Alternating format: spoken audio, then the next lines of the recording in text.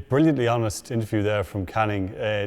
Gerard, you had the pleasure, maybe the misfortune of having to play against him when in his debut season in 2008. He scored 212 against Cork. Did you know you were witnessing something special? We'd seen him prior to it, obviously, from minor, and we'd heard about him coming through in Fitzgibbon ranks. He played that day corner forward against us, and he was awesome. You knew this lad had something special.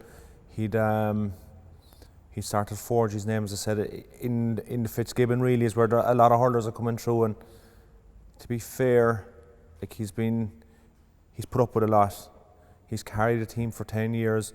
There's a lot of responsibility for a young lad, and at times, you'd question, did the rest of his teammates leave him down? But he'd big shoulders, he was able to carry it, and for guys like Joe, okay, there'll be other lads that say, there's other players out there deserving All-Ireland medal bits and pieces, but you know what, credit to him, he kept going with all the negativity, all the jibes that were put his way.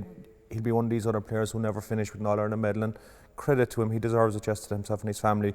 Ollie was a Galway great for years, and it's just wonderful to see the interaction between himself and his parents and the whole lot of them there. Fair play to him. Yeah, and his nephew Jack won, obviously a brilliant performance in the minors. Brilliant performance in the minors. He scored was a 2-2, 2-3 in the 2-2 in the end, yeah, all in the second half, unfortunately for your lads. But unfortunately. Just on Joe though, I was at so many Galway games over the years when they were middling or you think they were getting good, and all the fans, they had such expectation on him and such love for him, but it was a lot of pressure. So it was everything, no matter what Galway did, it was hit it into Joe, hit it into Joe. Love, they had a lot of hate for him too. That's it. In another way, it turned in a so weird quickly. Way. It turned very quickly.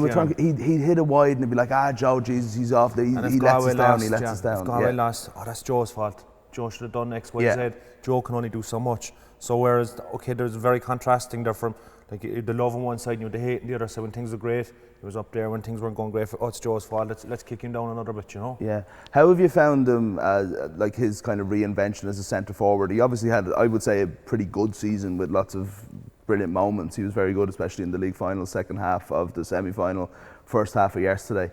But he seems like he's just more of kind of a one of the forward line, if you know what I mean. Maybe he's still the leader, but he's not the only thing they have to go to anymore. He's not to go to, no, definitely not. We can see what they have. They've other go-to men, but I think, to be fair to me, Hall Donoghue said, Joe, you're playing at 11.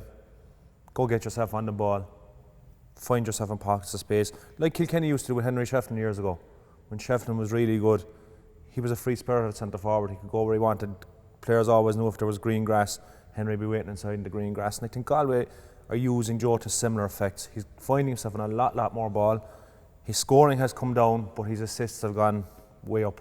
You look at his assists, and compared to his scoring averages over the last number of years, I guarantee you they're now starting to balance.